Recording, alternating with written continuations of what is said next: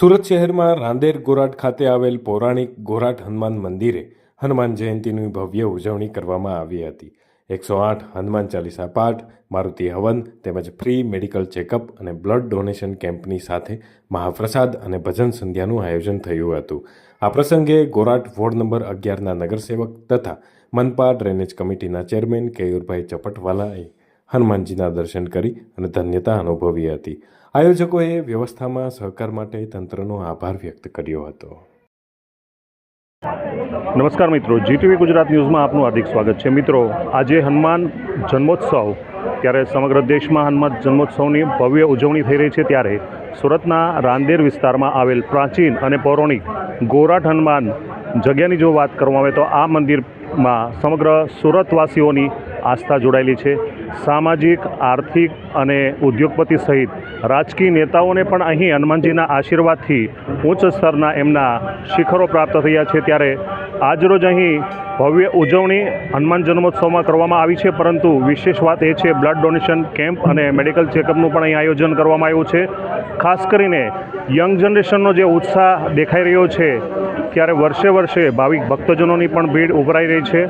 ઉલ્લેખનીય છે, માત્ર ને માત્ર હનુમાન જન્મોત્સવ નહીં, પરંતુ નવરાત્રિનું પર્વ પણ પ્રાચીન પરંપરા મુજબ, આપણી ઐતિહાસિક જે પરંપરા છે એ મુજબ અહીં ઉજવાઈ રહ્યું છે।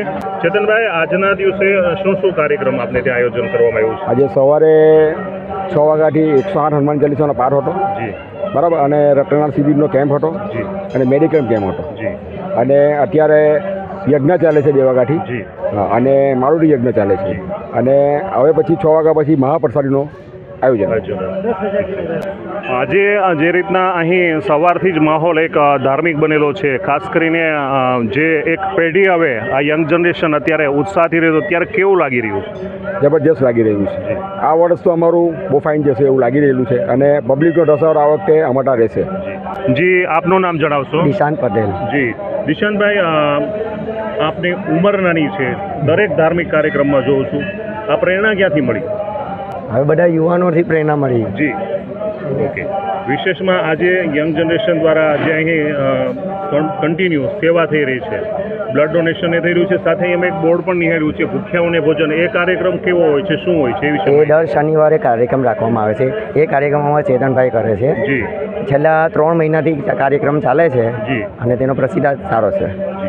હું અશ્વિન પટેલ ગોપાલેશ્વર સોસાયટીમાં રહું છું, જી, અને જ્યારથી હનુમાનજીની સ્થાપના થઈ ત્યારના અમે અહીંયા સક્રિય છે। જી, અહીંયા દર શનિવારે હનુમાન ચાલીસા ગવાય છે, 11 ભજન કીર્તન થાય છે, એટલે કહેવાય ને કે આ ભૂમિ હવે તપી રહી છે। જી, એક કહેવાતા જાણીતા અબજોપતિ બિલ્ડર દ્વારા જ્યારે મંદિરની બાજુમાં વિધર્મીઓને વસાવવા માટેના પ્રયત્નો થઈ રહ્યા છે, ત્યારે અમે તો અમારા હનુમાનજી જ એવું કંઈક જાદુ કરશે કે અમારો વિજય થશે।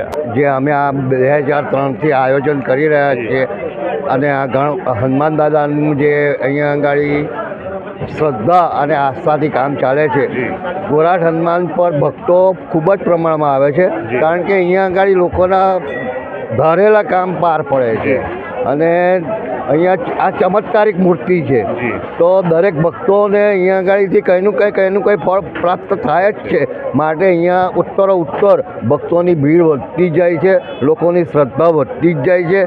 સુરતના તાપી નદીના પશ્ચિમ કિનારે આવેલું ગોરાટ હનુમાનજી મંદિરની સ્થાપના 2003થી કરવામાં આવેલી છે। મંદિરની જ્યારે સ્થાપના થઈ ત્યારે ફક્ત એક દિવાલ ઉપર ભગવાન દાદાની મૂર્તિ સ્થાપના થઈ હતી, પણ આજે એક મોટું ધામ બનીને આજે ગોરાટ હનુમાનજી મંદિર આ પશ્ચિમ વિસ્તારમાં દાદાની એવી ભક્તિ અને ભાવથી લોકો પૂજે છે કે લોકોમાં ધર્મ અને સંસ્કૃતિ તરફ લોકો વળી રહ્યા છે। 22 વર્ષથી આ મંદિરની સેવામાં અને અમારા એરિયામાં ભાવિક ભક્તોની સેવા કરી રહ્યા છે, અને વર્ષ દરમિયાન જે બી પ્રસંગો હોય છે અમે બહુ સારી રીતે ઉજવીએ છીએ।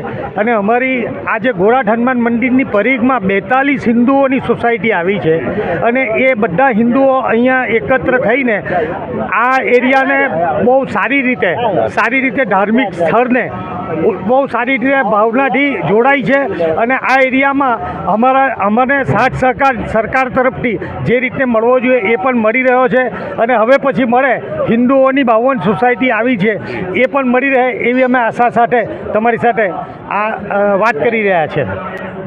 ખાસ કરીને જ્યારે ધાર્મિક ભાવનાની સાથે વાત કરવામાં આવે છે તો ધાર્મિક સંસ્થાન તો છે, પરંતુ એ સાથે સાથે વિશેષ વડીલ દ્વારા જણાવવામાં આવ્યું કે 52 જેટલી હિન્દુ સોસાયટીઓ જોડાયેલી છે, અશાનધારા વિસ્તાર પણ લાગુ પડતો હોય છે, ત્યારે સરકાર અને તંત્ર દ્વારા પણ સહયોગ મળી રહ્યો છે અને તેમને એક આશા પણ સેવી છે કે ભવિષ્યમાં પણ આ જ પ્રકારે તેઓને તંત્ર દ્વારા સહકાર મળતો રહે. ત્યારે આજના આ પાવન પર્વે તમામ ભાવિક ભક્તોને અહીંથી પ્રસાદ અને ભોજન માટે નિમંત્રિત કરવામાં આવ્યા છે.